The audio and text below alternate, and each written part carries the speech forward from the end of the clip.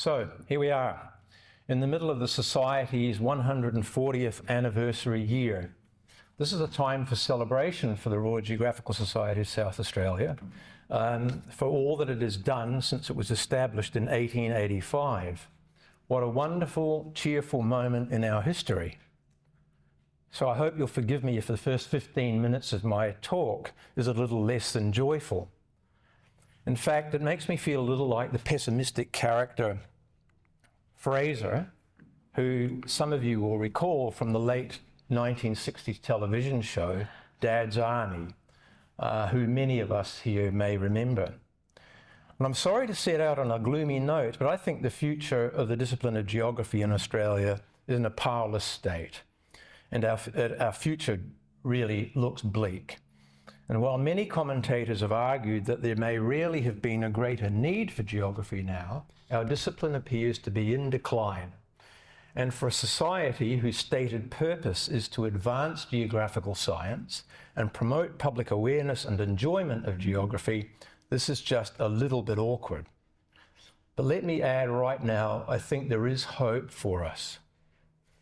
Tonight, I hope that you will not only grasp some of the current difficulties within Australian geography, but more importantly, recognise the vital role that volunteer, community-based learned societies like the Royal Geographical Society of South Australia and the Royal Geographical Society of Queensland play in its success. These so-called public societies contribute immensely to geography as well as to the broader community. The talk has two other purposes. The first, the first is to encourage those of you who are not already members of our society to get involved for your own professional or personal reasons, and for the sake of these truly remarkable societies and for the future well-being of geography in Australia. Second is to remind those of you who are already members, and not that you may need reminding, that societies such as ours are vital to the broader discipline in Australia, as well as to our country's social well-being.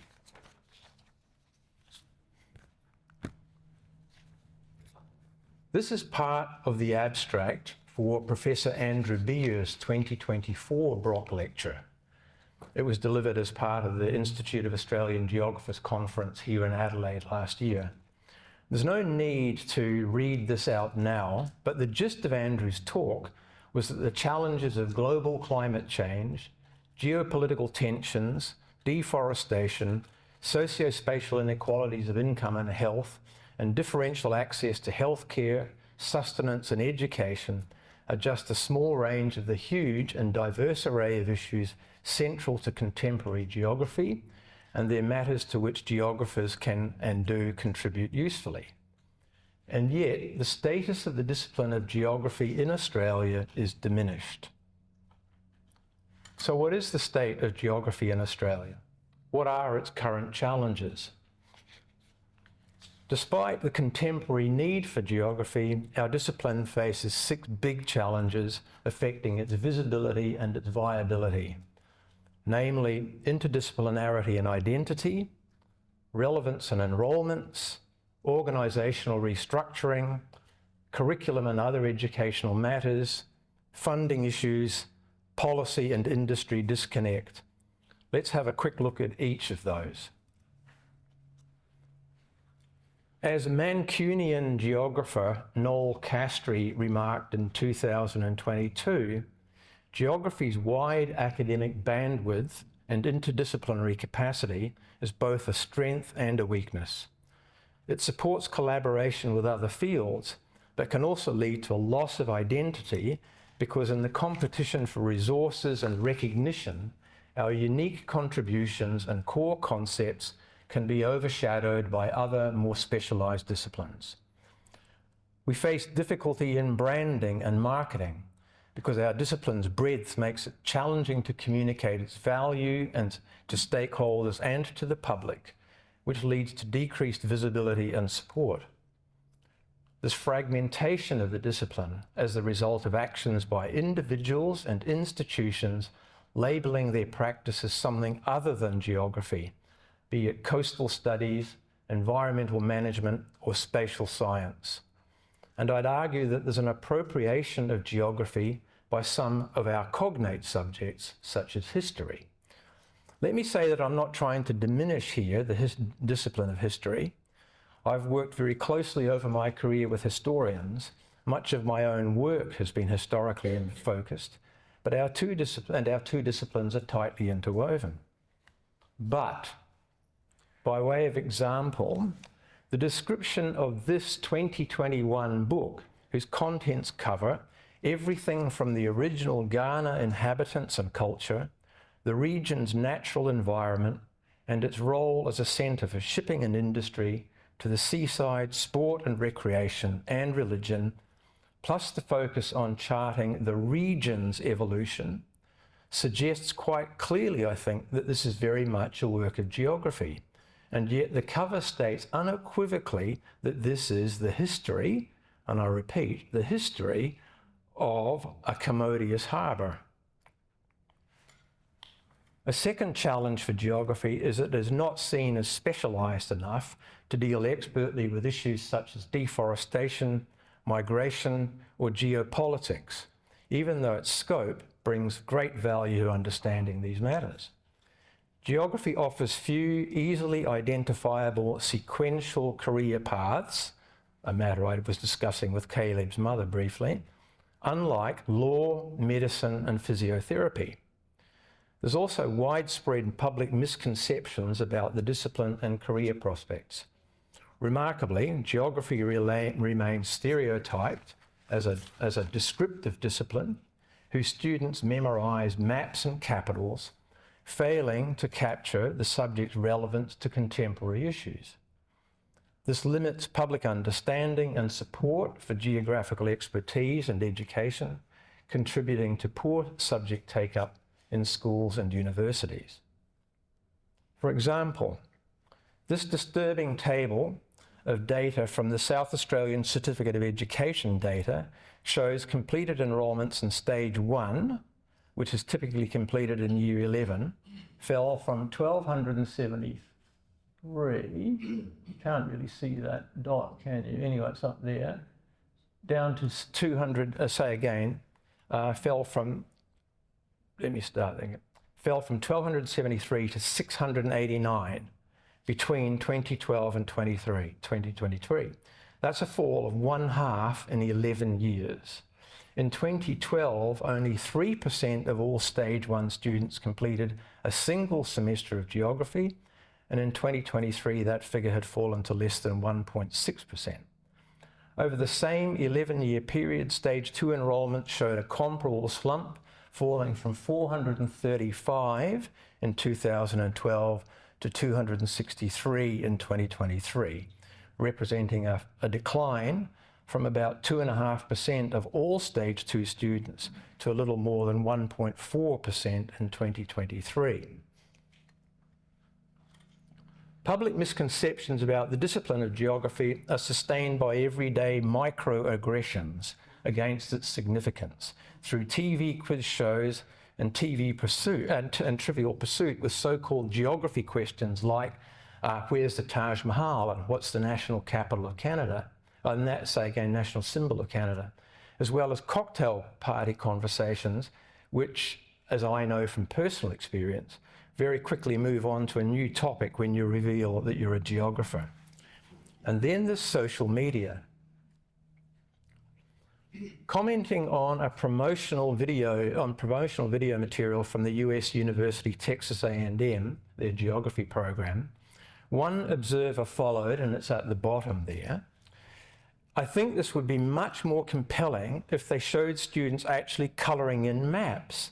It's important to show what geographers do.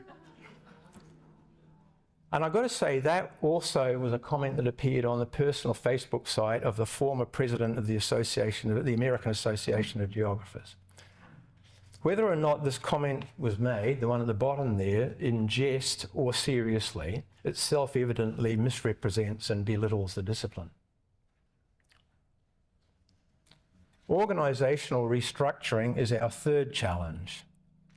As Australian Geography Teachers Association Chair Dr. Susan Caldis pointed out in 2022, geography's uneasy position between STEM, that is the science, technology, engineering and mathematics, and HAS, humanities, arts and social sciences, exposes us to elimination or division in university reorganisations at the same time as it weakens opportunities for representation of geography's interdisciplinary capabilities.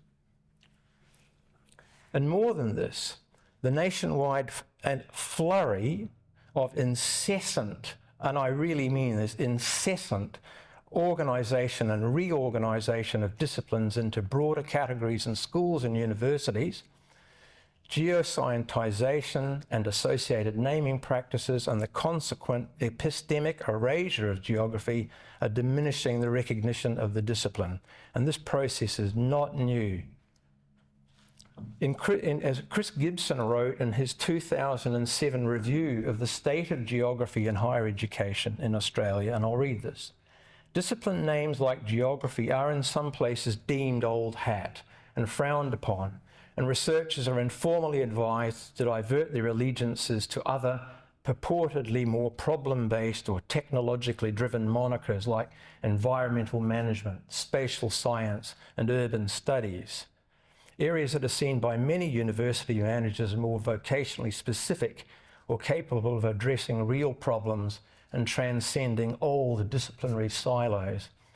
More recently in the United States, George Washington University's Marie Price recalled a former dean at my university informed me that geography could be fixed by ditching its old-fashioned name for something modern like geoscience or global studies. And ironically, this advice came from an historian. According to the 2018 Decadal Plan for Geography, this thing here, prepared by Australia's National Committee for Geographical Sciences, and this was when it was first published in 2018, of the 25 academic units in Australia that teach a geography-related major, 14 don't have geography in their name. Instead, the discipline's part of a school of social sciences, geosciences, biological earth and environmental science, or similar. In my own follow-up review, which I did last year, I found that of the 24 academic units that now teach a geography-related major, 19 don't have geography in their name. Instead, the discipline is part of, and forgive me with this list, but it makes the point, okay? This is what geography is now part of. Biological earth and environmental sciences, environment, environmental and life sciences, geosciences, humanities and languages, science, science and mathematics, social sciences, or it's in a college or faculty of arts, humanities, arts and social sciences, science and engineering, or similar. That makes at least 13 different configurations across the country within which 24 geography majors are located. So in the space of just 6 years, we have one geography unit fewer, and it would have been 2 without intervention last year. We have 5 fewer with geography in their name, and there's a heightened diversity of the range of areas within which geography may be found. And it makes it harder, if not impossible, to find the discipline of geography on any university website, let alone on the ground. To get that data took me days. That was just by looking at university websites, and this stuff should have been simple to find.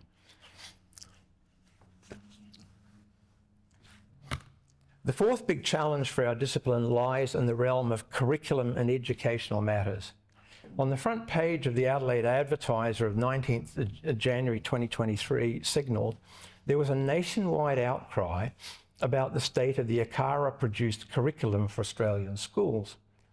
Our own Society's Alaric Maud, who's here, the Institute of Australian Geographers President Jen Carter, and actors Susan Caldis and Simon Miller, who's also from South Australia, were not shy in pointing publicly and effectively to the curriculum's significant conceptual and factual flaws and their implications for the discipline.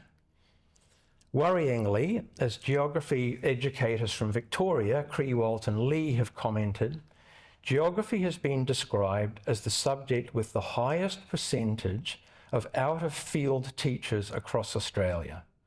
By out-of-field, we're talking about subjects taught by people for which they do not have formal qualifications or specialised training. Imagine medicine being like that, or dentistry, planning. Okay? And because out-of-field teaching leads to student disengagement, lower achievement and student teacher self-doubt, that's why it's significant. As Susan Caldis observes, a strong teacher identity or subject identity shapes a teacher's practice. So of course, all of these challenges are also compounded by funding constraints which lead to fewer teaching staff in schools and universities, fewer geography offerings, compromised quality of education and student support, and a weakened pipeline for future geographers. Arguably, our fifth challenge lies in the form of funding issues. Perhaps depending on the faculty or college in which they sit, university geography units face funding limitations compared with disciplines, with other disciplines in terms of their pursuit of money for equipment, for software, and for our emblematic staff-student field trips. With other disciplines, we're also competing for fewer and smaller pools of research money, which restricts the scope and depth of our research. Troubling too are enduring anecdotal suggestions of diminished grant success by geographers as a result of their own colleague-critical grant reviewing practices. Effectively, there are suggestions that geographers are remarkably uncooperative when it comes to reviewing other geographers' grant proposals, which is deeply disturbing. And so to round out Australian geography's 6 challenges, despite our attempts to promote geography and perhaps because of the lack of issues of disciplinary identity I outlined earlier, businesses and policymakers don't necessarily recognise or are not fully aware of the potential of geographical expertise to address contemporary challenges, which leads to diminished impact and missed opportunities for collaboration and for innovation. So now where?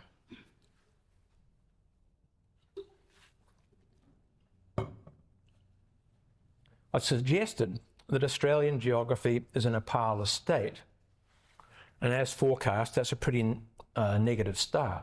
We're doomed. Let's turn now to something a little more positive. How can we rectify this? What can any one of us do? What organisations can help us deal with the problems that confront the discipline? How can they help? And what else are these organisations offering Australian society? If we look at who can rise to Australian geography's challenges, 6 key organisations are apparent. I'm going to run through these quickly. First, we've got the Australian Academy of Science. According to its website, the Academy's purpose is championing science for the benefit of all. Yet the Academy doesn't have a single, not one, nada, nil, zip, amongst 616 fellows, 0 over 616, even though it is within that academy that the Australian National Committee for Geographical Sciences sits. Moreover, the Academy has limited resources to support the work of the National Committee itself. Second, there's the Academy of Social Sciences in Australia. This academy recognises only human geography, leaving aside fields like biogeography, climatology and geomorphology. And of the Social Science Academy's 688 fellows, only 34 are geographers. That's about 5%. And remarkably, 2/3 of those fellows are from New South Wales and the ACT. And there appears to be very little in the way of a focused academy engagement with geography. Third, we've got the Australian Geographic Teachers Association, AGTA, with its 7 state and territory member associations, which does truly great work to support and foster geography. But AGTA's wide range of activities, which focus, as you expect, on geographical education, require enormous input and energy and commitment from already overworked and exhausted teachers, some of whom may already be contending with out-of-field status. Fourth, according to its website, the Institute of Australian Geographers is the professional body representing geographers and promoting the study and application of geography in Australia. With about 290 full members, which is quite a bit less than our society has in terms of membership, IAG does do great work in the interest of the discipline, but its focus tends to be on the professional needs and ambitions of academic geographers, and it is limited by financial resources. Fifth, we've got the National Committee for Geographical Sciences. And this is a small group which is associated with the Academy of Science, and it comprises a total of 11 members who are either representatives from AGTA, the geography teachers, the IAG, the Institute, the International Geographical Union, and the public societies such as ours and the Royal Geographical Society of Queensland, plus a small number of individuals who are appointed in their own right. And this committee's primary purpose is to foster geography in Australia and support cognate and international links. The Academy provides a small amount of secretarial support, but the budget is very limited to the extent that it will only allow very infrequent face-to-face meetings and the production of a decadal plan. So once every 10 years, the money is provided which allows the production of something like this. So as you can see, the organisations that might rise to geography's challenges as survival and well-being are strapped for cash, small, focused on a narrow range of activities, or have additional priorities. So it's then that we come to geography's hidden treasures, voluntary, community-based learned societies, VCBLS as I'll call them here, such as the Geographical Society of New South Wales, the Royal Geographical Society of Queensland, and of course our own remarkable Royal Geographical Society of South Australia. These are amazing, long-standing and historically influential organisations that professional geographers have tended to overlook, discount or dismiss in considerations of our discipline's fortunes, and I want to turn our attention to them now. So to begin, what is a learned society? Well, as Bernard Fay observed in 1932, a learned society is primarily a group of men, intellectually curious and congenial, who met together to talk. Often they did little more. But more particularly, what are contemporary, voluntary, community-based learned societies, such as ours? Okay, these are societies that are open to members of the public who are interested in a particular field or discipline.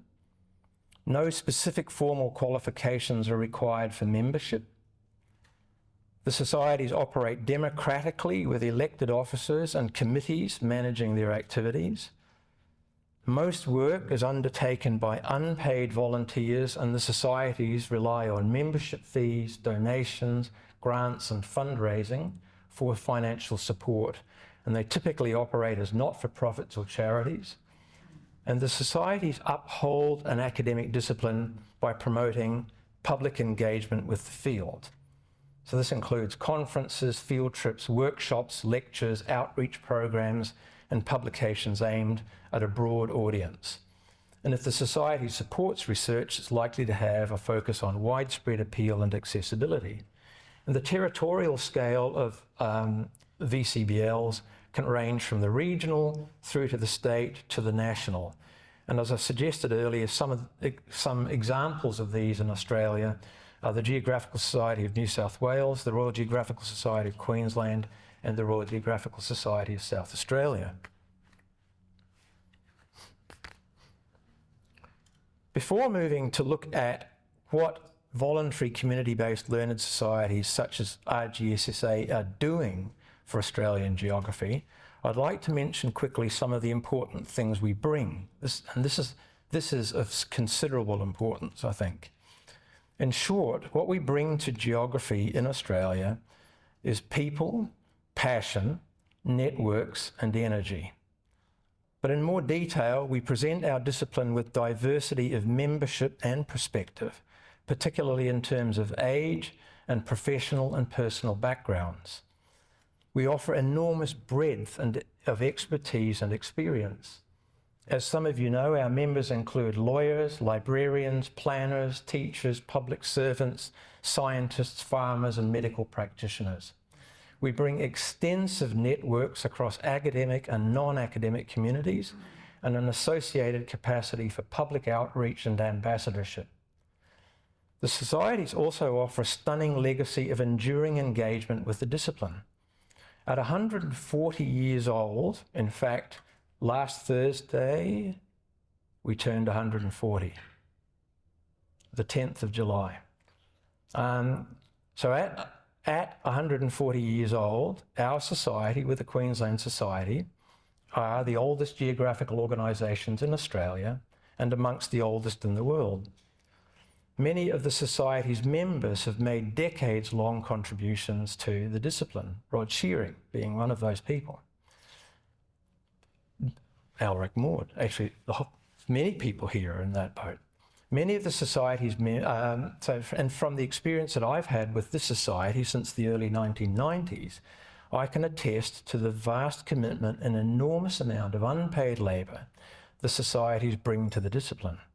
For example, roughly 25% of our Society's more than 350 members contribute volunteer labour to the Society, supporting publications, public lectures, administration, running the library, and so on.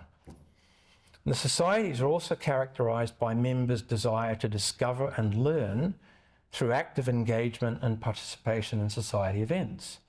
And finally, although there can be some prudent conservatism within them, it's certainly my experience that the societies bring practical and organisational support for growth and renewal.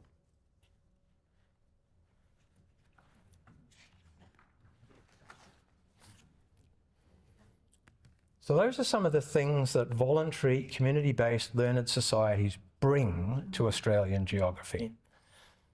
But what are the societies already doing, and what more can we do to help respond to the challenges confronting our discipline?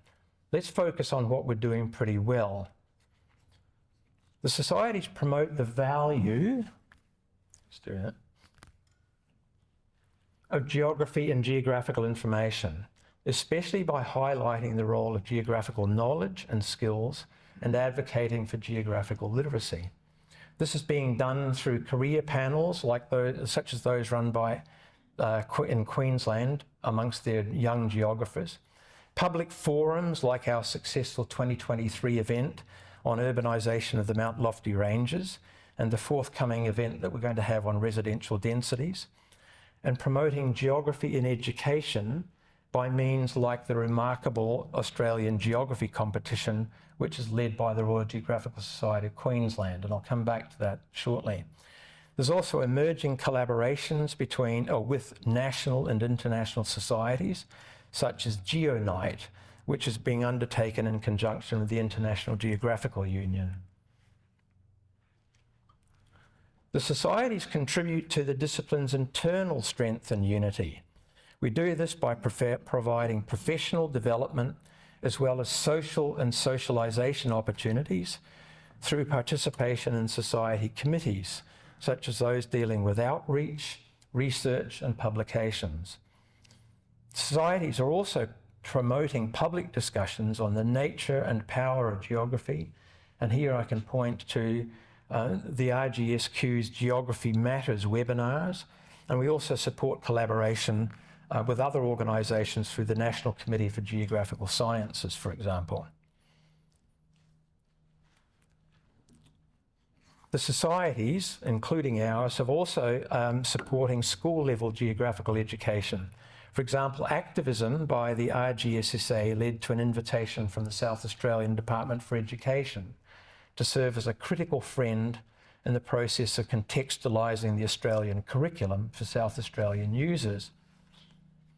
The Society has also been active in exploring ways of developing partnerships with community groups to develop learning and teaching resources for South Australian schools, and most recently with the Friends of Gulf St Vincent.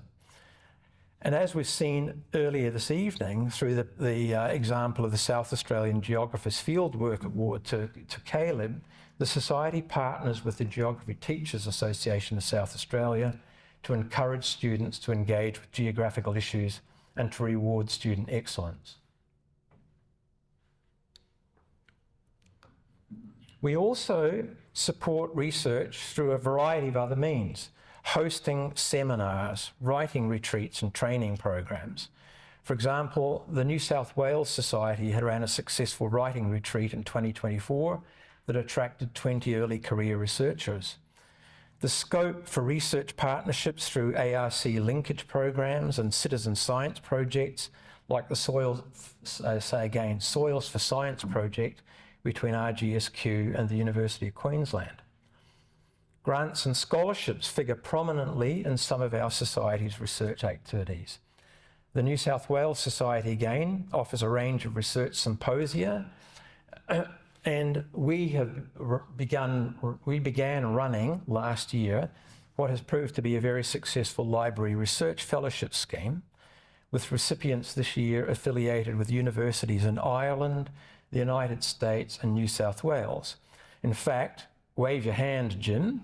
One of our library research fellows, Dr. Jim Wilson from Northern Illinois University, has joined us here tonight. We also have an enduring record of book and journal publishing, including the Australian Geographer, our own Explore and Discover volumes, and now the Antipodes and Perspective series with Anthem Press in the UK. Societies are already engaging the public through an array of outreach activities. Great examples include the Queensland Society's work on the International Geographical Olympiad, which typically involves, you might not believe these numbers, but it involves 50 to 75,000 students across Australia every year. Just amazing. And from our own Society's point of view, what we do is we engage the public through our genuinely significant library collection of rare books, manuscripts and relics. We're also active hosting talks and networking events on geographical topics. Across the country, examples include Geography and Conversation in Queensland, where they've talked about transport infrastructure, biodiversity, and Brisbane's population growth. And we've recently, at another kind of a level, our own young geographers, GeoNext, have been had an introductory drink session at the Uni Bar last week as part of building up a network of young geographers within South Australia. And of course, we have our own excellent field trips, which are a classic way of attracting the public to geography. So those are some of the things that we're doing pretty well already. What are some of the things that we could do better?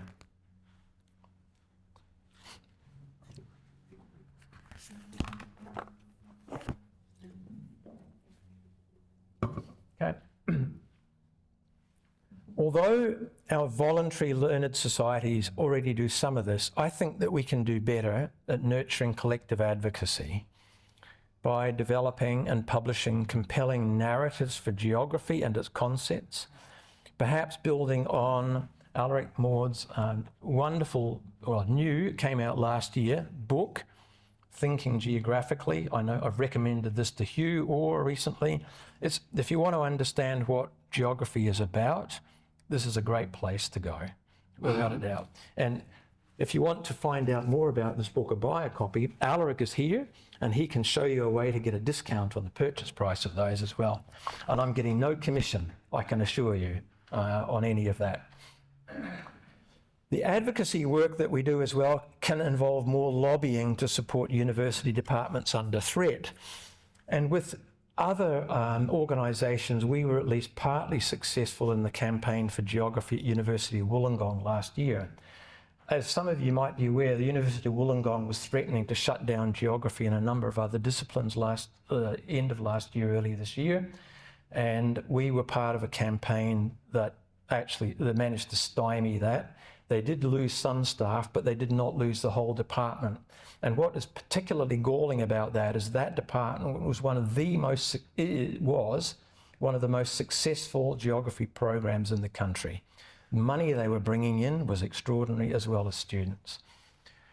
We could also be campaigning on out-of-field teaching, and we could engage with the media on issues of importance and relevance to the discipline.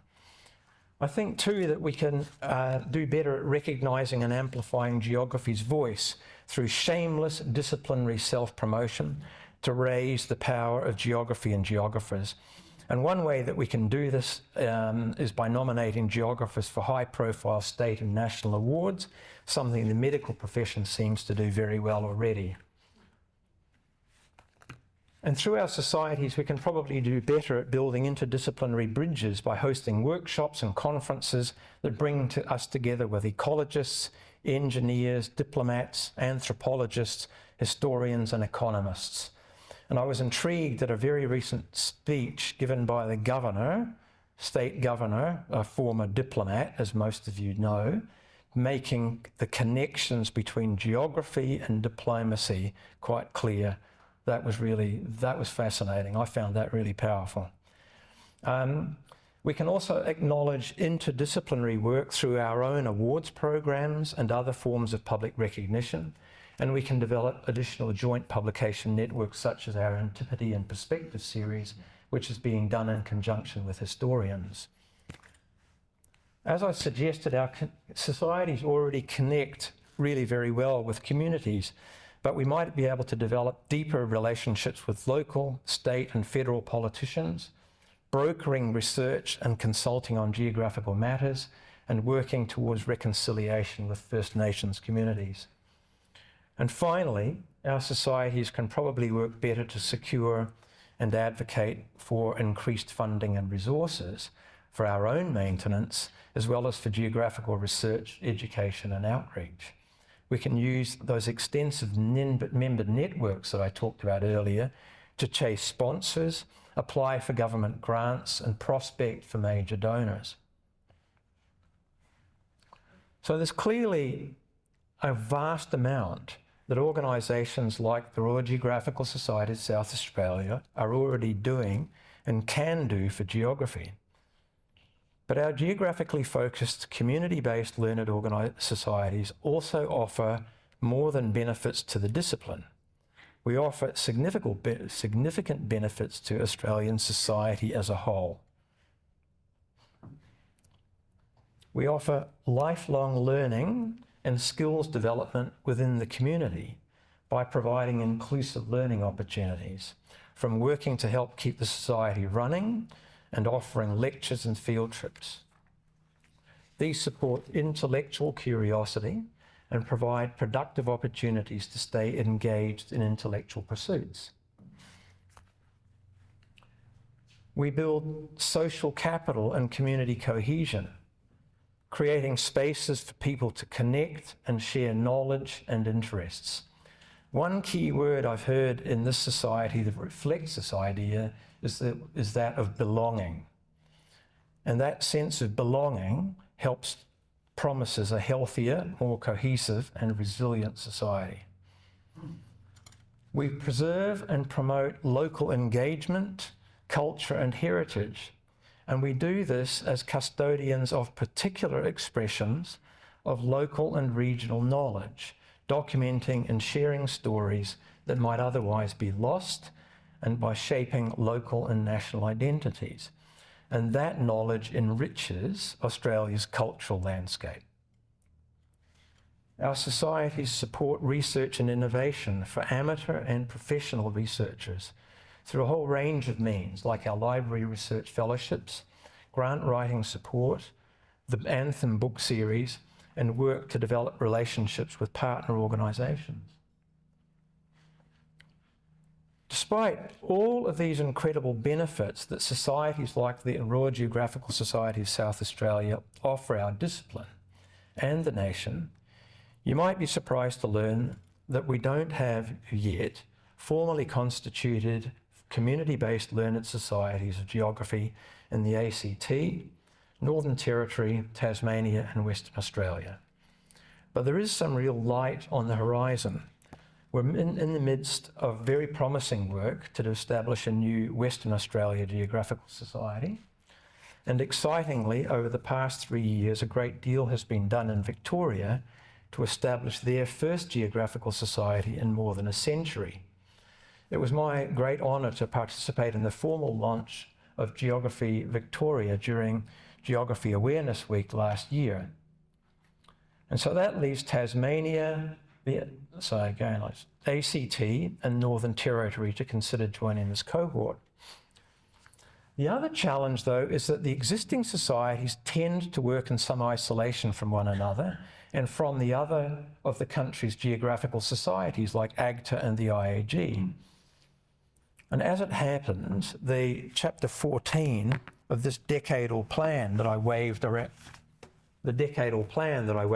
before, whose writing was led by Alaric Maud, so you can blame him for this, in part, although he led a very, very good team of people who developed that plan. The plan speaks to matters of the new societies and collaborative work between the geographical organisations. So they noted that we should consider the feasibility of establishing public geographical societies in Victoria and Western Australia, and recommending that the societies explore the benefits and feasibility of working together, both within jurisdictions and nationally. So, as I mentioned, real progress has been made in Victoria and Western Australia to establish these societies and networks. And on the matter of collaboration between Australian geographical organisations, including societies like ours, it's being taken up under my leadership of the National Committee. But while the National Committee can be a vehicle to encourage discussion about cooperation, the actual work to make the collaborations occur depends on geographers and members of the organisations themselves. And I'd like to think that organisational self-interest and mutual well-being will make collaboration appear worthwhile. So, to close, despite the relevance of geography to contemporary environmental, social challenges, I've suggested that our discipline is in a parlous state across Australia. From some perspectives, its future looks bleak. How are we geographers to work towards resolution of the planet's grand challenges, the things that Andrew Beer talked about last year? If our discipline is fragmented, undervalued, under-resourced and unseen. And for all of the reasons that I've set out this evening, I assert that dynamic, thriving, voluntary community-based learned societies such as our own 140-year-old society are not only vital to the maintenance and revival of the discipline in Australia, but are supportive of broader local, state and national communities. So what do we each need to do to help ensure the society's success and geography's well-being? Well, first of all, if you are not already a member of the society, join. Sign up tonight. There's forms at the back of the room. We brought them along especially for this. Or you can sign up using our website, which is rgssa.org.au. Very simple to remember. And signing up is an important step for supporting geography, even if that is the only thing you do. If all you do is sign up and offer your membership, you are supporting geography in this country. But if you can, after you've joined, do consider the ways in which you can offer additional support. Volunteer to get involved in the society, in your society's committees, education, engagement and communications, GeoNext, which is our young and early career network, excuse me, library management, programs, research, publications and awards. There's something for everyone. Write for our society's publications, speak at our meetings and on our behalf, learn about geography and serve as its advocate. Chat with community members about geography and the society's activities. Get involved and speak on our behalf. You'll stay active and engaged, expand your networks and friendship groups, or if you wish, expand your CV, heighten your profile and your professional impact. And it's through that simple but critical individual action, you'll also be extending the depth and breadth of your personal support for a more dynamic geographical landscape here in South Australia and in Australia. I think it follows too that even if my initial dismal premise about the parlous state of Australian geography is misguided, a vital RGSSA supported by active and engaged professional geographers, as well as community members from all walks of life, can help drive both the society and the discipline on to greater things. And as my last words, I'd like to suggest that what's good for and about voluntary community-based learned societies, such as the RGSSA, is good for geography and it's good for Australia. Thank you.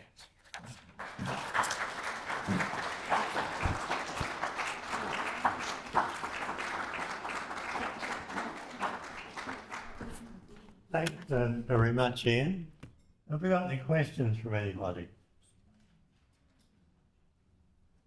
Hugh. Thank you. Do we need a microphone? Right.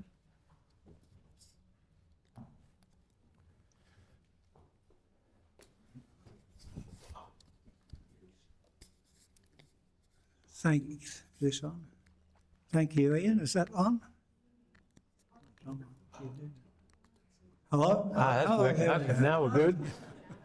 With a vengeance. Ian, thank you very much for that very interesting talk. I think one of the ways of promoting geography is to get geographers in influential positions in industry.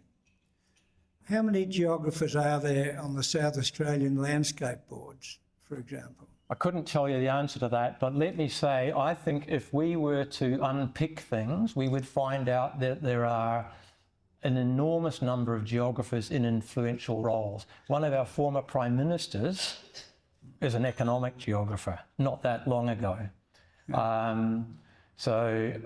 know, some people might not want to reflect on that possibly, but nonetheless. So I think, you know, there are geographers dotted, I know from experience here and in New Zealand as well, particularly. Geographers are in all sorts of roles and very senior levels in government and in industry, but nobody hires geographers. Well, but people, nobody advertises for geographers, but people hire geographers. Yes, probably people don't know that they're there. The other activity is the project management of multidisciplinary teams. I mean, geographers are ideally suited to do that. They have to develop the project management skills. Yeah. But as I say, they're ideally suited. And yesterday, I don't know if anyone saw Ken Henry on the press club, his solution for increasing productivity in Australia is to radically revise the environmental laws. Now, surely there's a big element of geography in that activity. So it will be good to see geographers playing a major role in that. Yeah. I think that I agree entirely with you, Hugh. And I mean, one other thing, though, that I would point to, I think something that's, this is pure opinion. The impression that I formed over the last 15 or so years, maybe a little bit longer, in Australian geography has been a big swing towards human-environment relations as a fundamental focal point for geography, leaving aside areas which historically have been dealt with more comprehensively by geographers. And certainly university programs have moved down that path, I think in part because it's a great way of attracting students. Students see that there's value in, in understanding and making sense of human-environment relations, and I'm not denying that. But geographers are doing an awful lot more than that, and have done, and they will continue to do that. So I hear what you're saying, and I agree entirely, but I'm also conscious that geography is much more than about human-environment relations. Yeah. Any more? I have a question. Over my period of interest in general politics, geography, disciplines, the thing I've noted is that in my day we had a number of key people that were known namesakes, at least in the state, who were geographers. So I think of Fay Gale, I think of Graham Hugo, I think of Peter Schwertfeger. Who have we got now? I don't see anybody in the current pantheon that features in the media or anything as that would claim to have a geography sort of background. Yeah. I don't know what all the reasons for that are. I do know that one of the points that I made was that increasingly geographers identify themselves as something else. And so they're out there, but they typically the name they come across as urban experts or coastal geomorphologists or whatever. Leaving that aside, there are some in Australia who still represent themselves as geographers. I don't know particularly any in this state, but John Connell in New South Wales continues to present himself as a geographer. But he is well and truly retired, arguably. But he still gets a reasonable amount of press. Alaric and others here may know of some others, but I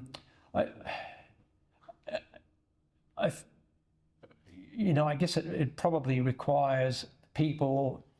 It takes a particular kind of person to seek out that media profile as well. And someone who will do that and present themselves as a geographer, and who is dealing with producers of radio and TV shows who recognise that geography has something to offer. So it's kind of like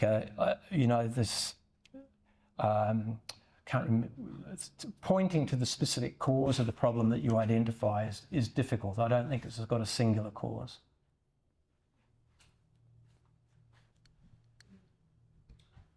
All right. Alaric. This will be a simple question, I know. It's not a question, it's more a comment that follows what you've just said. I think one of geography's problems is that we don't write books for the public. You go into a bookshop, shelves of history, shelves, or some shelves of economics.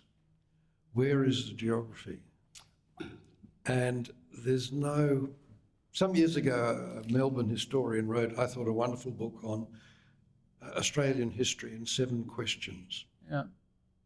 We could do the same for geography, and I drafted an idea, but I didn't have the energy or the time or the skill, I think, to do it. But that was something that people could pick up and say, well, how does a geographer view Australia from the general public? We don't write that stuff. Yeah. So we're not visible. I agree to some extent.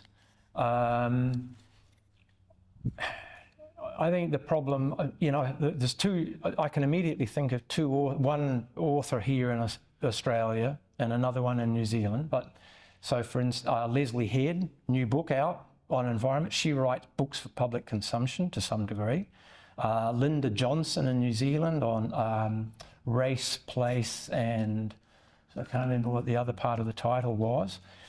I think the issue, though, which I agree with you in large part, but historians, I think, will write history in the title, or it'll be somewhere there on the title, or for some reason it's more easily identified as something historical. If it looks into it's about the past, it's history, it couldn't possibly be anything else, could it?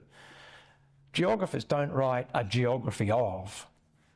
The titles are, Leslie Head's works would probably not be understood to be geography. They're all about the environment. So I think part of the issue goes back to that sort of notion of interdisciplinarity within the discipline, is that it hides us. And you're right, if we wrote books that put the, we could possibly do that, and we should look to ways of doing it. And if we do, Yeah. on one website, my book is classified as environmental economics. Yeah. I mean, I would love to, at some stage, talk to someone like Nona about how it is, I don't understand, I've been in academia for the largest part of my life. The little subject codings they put in the front of books. Who on earth dreams those things up, because things which are so clearly geography end up in history or, something else, I don't know what. The first two books I wrote, there's no way they were ever classified as geography. One was, they'd be either political economy or history. Yeah, okay. So I've got a question on that level. Where would you classify Jared Diamond? Would you put him into the realm of geography? Yeah. Yeah, well, I did think of his name when Alaric asked that initial question, and Jared Diamond is, he's clearly someone who is presented as a geographer. Whether his books are regarded as, whether their formal classifications present them as geography, I don't know. But I think my sense is he presents his work as geography. Whether other people receive it as that, I don't know. Yeah.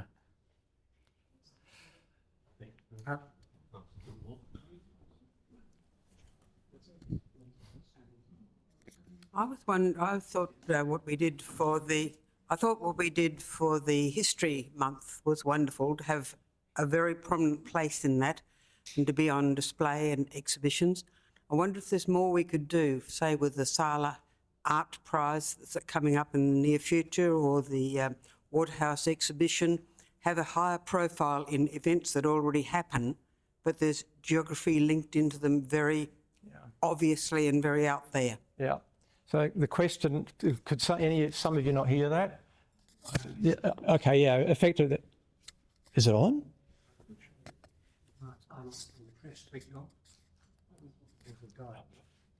Hello?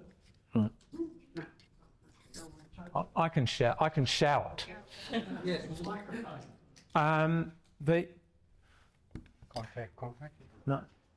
The question was, could we not make some of our activities part of broader existing activities like Sala, and what was the other one? History Month. History Month, of course.